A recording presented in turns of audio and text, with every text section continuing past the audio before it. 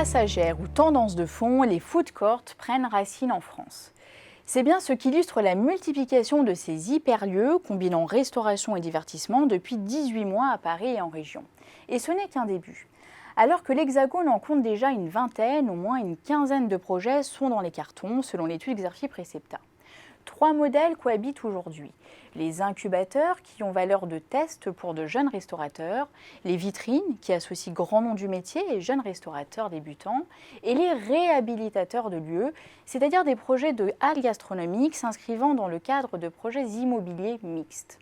Et l'intérêt des promoteurs, grands magasins, restaurateurs ou encore entreprises d'événementiel pour ces catalyseurs de flux de clients va croissant.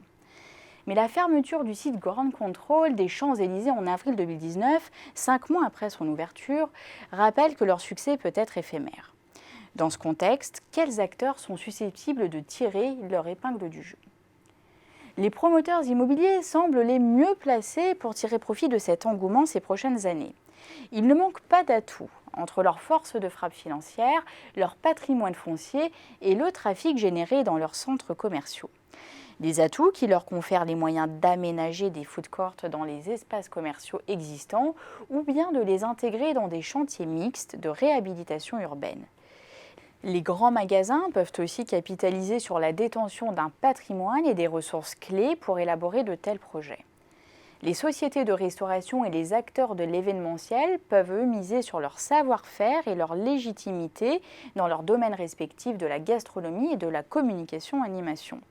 Surtout, alors que la restauration hors foyer est déjà un marché très embouteillé, les food courts risquent de se heurter à une concurrence intense et protéiforme.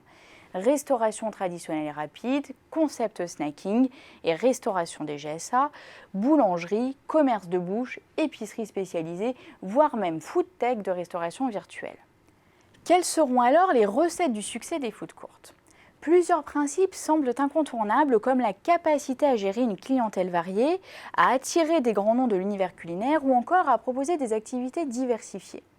À court terme, il est probable que ce secteur naissant se diffuse à grande échelle dans les espaces commerciaux les plus dynamiques à l'initiative des promoteurs. En réalité, 2 approches vont cohabiter.